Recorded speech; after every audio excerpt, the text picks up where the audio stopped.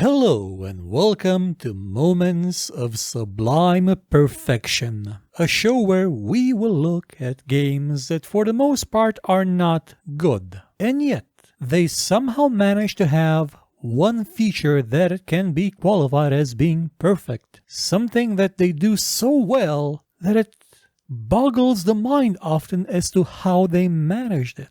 Now, this can be a game mechanic, this can be a story element, this can be a character, this can be graphics, this can be anything that somebody actually put effort into. Somebody tried to achieve and succeeded. Somebody cared about enough to do it properly. Now, mind you, this is not a redeeming feature for these games. Most of them will still be quite awful even with it. And I'm not suggesting that you should go out and play them right now just so you can enjoy this particular aspect of them. But it is something that is worth documenting. Something that is worth highlighting, because were these ideas put into better games, they would be even better games. Be warned, there are spoilers ahead. So if that sounds good to you, then pack your bags and join me for a ride through the ages. Our first stop is in the year 2013.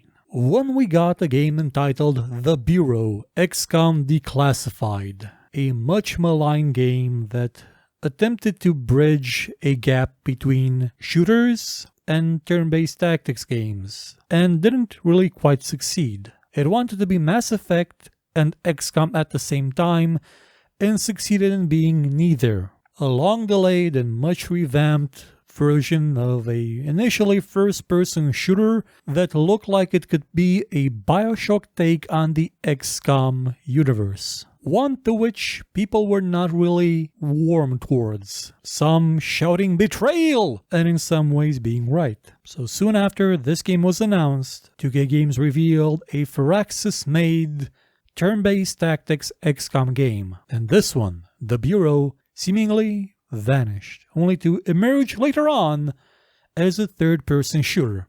One that doesn't have a good AI for the enemies, doesn't have interesting levels, doesn't have interesting characters in terms of gameplay, doesn't have a really good story either.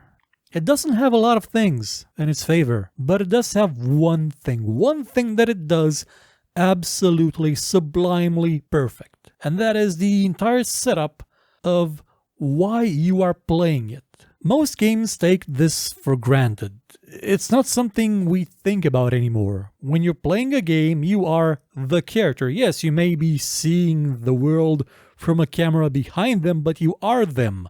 Or at least you control them in combat, and in the story you basically do nothing and let the character act of its own volition. But things didn't always used to be this way. Games in the olden days would sometimes try to explain as to why you are in this world. In the Ultima games, you were taken from Earth and put into a fantasy scenario. Same with Nox. Same with a more recent game like The Consortium.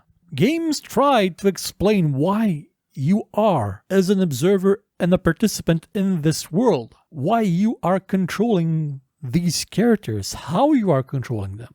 And XCOM The Bureau does something very similar. But it's not about you as a human player sitting in front of a monitor or a TV with a keyboard, a mouse, or a gamepad in your hands playing the game. No, the game instead creates a character that explains why this is a game in the first place, why it behaves like a game and not like reality, why you can control multiple units when you are in fact directly linked only to a single character. And it doesn't just pull this out of a hat at the end, no, it is established since the beginning if you look at the signs. In the cutscene, the opening cutscene, you do not control your character, or at least, you do not control what is to become the main character of the game. You only get to do that after the character you're actually playing as, an alien entity, locked in a suitcase, is released. And then you basically take control of the main character of the game. Always lingering on their shoulder, always controlling their actions, influencing their decisions. You are puppeteering the game's main character, the game's main human character, through your actual character. This is revealed to you near the end of the game. And it makes sense. And it is an absolutely perfect moment.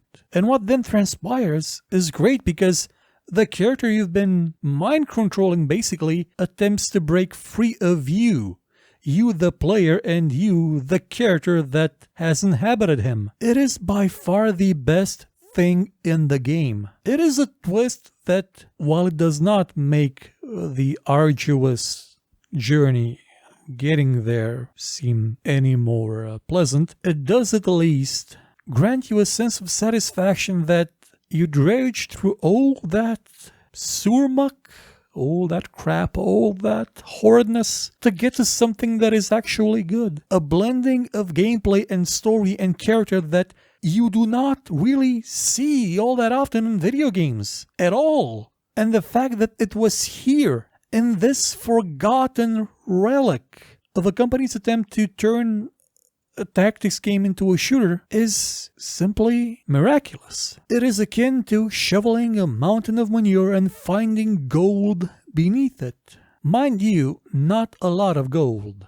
A tiny bit. But it's still heartwarming to see that somebody cared. Somebody put in the effort here. Somebody actually thought things through and accomplish something that nothing else in the game managed to do. And that is be enjoyable, be undoubtedly, undeniably good. In an ocean of terrible, we have this moment of sublime perfection. And it is great because it tries to do something different. It gives you a framing device that you didn't expect, or at least I didn't expect. What looked like a by the numbers, humans versus aliens, generic, let's make Gears of War semi-tactics game, which by the way is now a tactics game, affair, but this just elevated it partially, a little bit. It still doesn't make it better, but the sheer confidence that they could do something like this, add a little subtle story beat at the beginning and just build upon it and do it successfully when nothing else in the game worked nearly as well. That is just amazing. That is something to be appreciated. That is something to be thankful for. Would have been better if the rest of the game was not a waste of my time. But this moment alone makes it not a completely wasted effort. And I'll be back someday soon with another one. Stay tuned and have a great summer.